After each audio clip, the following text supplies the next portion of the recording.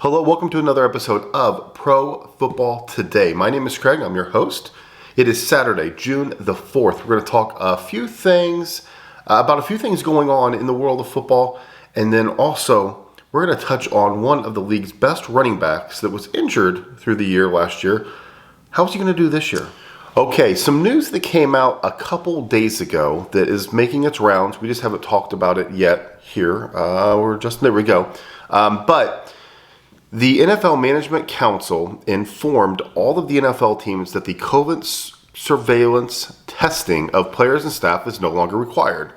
Regardless of a vaccination status, nobody needs tested.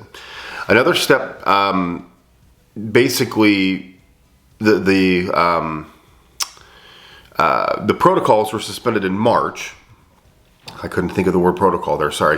The NFL and the NFLPA got together, suspended the protocols in March. This is a huge step in really getting us back to normal as much as we can.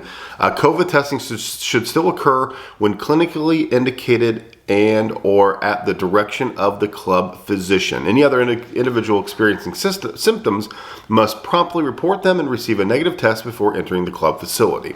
So, if you have the symptoms, if you test positive, yes, you have to be tested. If you have the symptoms, you're going to get tested.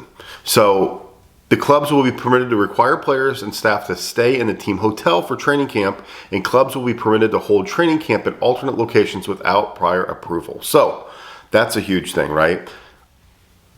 Go back to the dorms, basically, for some of these teams. Now they're going to actually go to a college campus, go to an off-site facility, stay in the hotels together, bond together, and then go through training camp like we've had things kind of going on before, basically.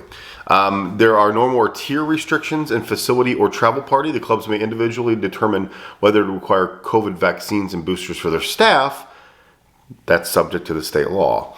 So unvaccinated coaches who were restricted in 2021 may not be in 2022. So huge steps going in the right direction.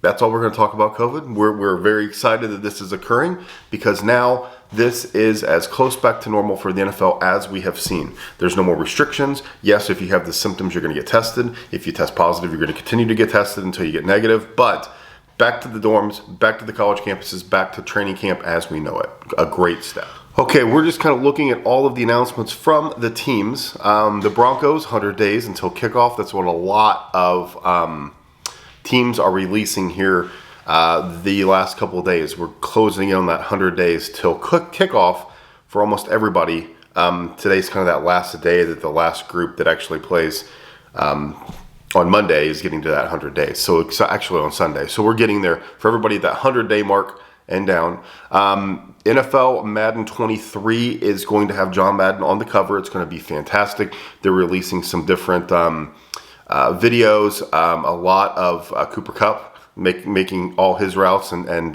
getting open. It looks like it's going to be great footage. That should be a lot of fun to play. Packers president and CEO Mark Murphy discussed the offseason. The Packers Twitter page has got a great article there. It's been great to have a normal offseason program with our players.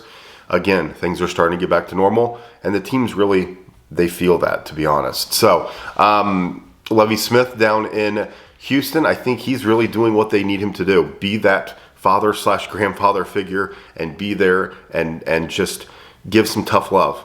He's going to bring some toughness to that team. He's going to bring a level of respect, professionalism, and it's going to be an interesting year for Lovie and the Texans. The Vikings were actually at the ballpark supporting the Thelon Foundation. They had a little softball tournament. It looked fantastic. A lot of fun there. The Bears are 99 days away from kickoff. There's a lot of different things going around with who's the best corner and who's the best slot corner and things like that. Cooper Kupp said that Kenny Moore from my Colts is the hardest to break free from. Kenny Moore with the Colts is kind of in a contract dispute. Got a little bit of left, a couple years left on his deal, but he at $7 million a year is way underpaid for what he does. So that's going to be interesting to kind of see what happens with that contract. And a lot of these teams, again, are pushing how many days they have out. They're talking about some different foundations, the different things that are going on with all of them, some birthdays going along. So check out all of their the Patriots had a Patriots Pet-triot submissions where they actually could submit pictures of your pets with Patriot gear on. So that's pretty interesting. So not a ton of football news going on, but the social media teams are working really hard to keep you engaged. So make sure you check out all those teams. Those are just a few that popped up that kind of caught my eye that were the latest tweets out in football world. Okay, I want to touch on this is an NFL.com story about Ezekiel Elliott. He is saying that he's got something to prove after the injury-filled season last year. 4 weeks into the season last year, he what was later revealed as a partially torn PCL in his knee. Some people can't play with that, but Zeke played the entire season into the playoffs. The 26-year-old when asked about the difficulty, said, "I was hurt last year, but it's football. After week 1, nobody's 100%. It's part of the game. I knew I was tough. I think I knew I could play through the injuries. It was tough, but it's my job." A great mentality for a warrior like that. Zeke started every single game last year for the Cowboys, including the wild card loss to the 49ers. He had over 1,000 yards, 1,002 yards, 10 touchdowns, and 287 yards and 2 touchdowns through the air. Finished with the 7th most rushing touchdowns and tied for 7th in the league with rushing touchdowns. That was, some people, that's a career year, right? He has been at a high level in his 6 years in the league, rushing over 900 yards every season and over 1,303 of them. He now feels like I've got something to prove. I think every year we've got something to prove. He says he's healthy. He says he feels good. Zach Martin, the guard, I actually met Zach Martin at a Final Four event in Indianapolis. It was super weird. He says that he's a bulldog. He loves the team, gives everything of himself and this team. The last 2 years that's shown. Half the offense is out, and Zeke is out there carrying the ball 20 times a game. We got a lot of love on this team for Zeke, and we're pumped to get him back. So at this point in the offseason, Elliott appears to be well on his way to regaining his former standard among the top running backs. After a few months of rehab, the injury is fully healed. Mike McCarthy said that Elliott has been clocked at 22 miles an hour at recent practice. That might be an exaggeration, but needless to say, it looks like Zeke is going to be back. And when Zeke is back 100%, he's, getting first downs, making people miss, running people over. He is a dynamic running back that's going to be very interesting to see how he continues to adapt with this Cowboy offense. They need him. They need Zeke in a big way. Dak Prescott, just look at every single quarterback that's successful. They've got that running back that you can hand the ball to 18 to 22 to 24 times a game and pick up 4 to 5 to 6 yards. You have to do that to get in short, manageable situations.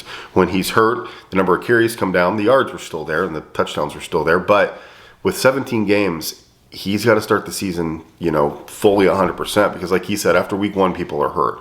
So a couple years of being dinged up. Hopefully this year, 2022, Zeke is 100% ready to roll.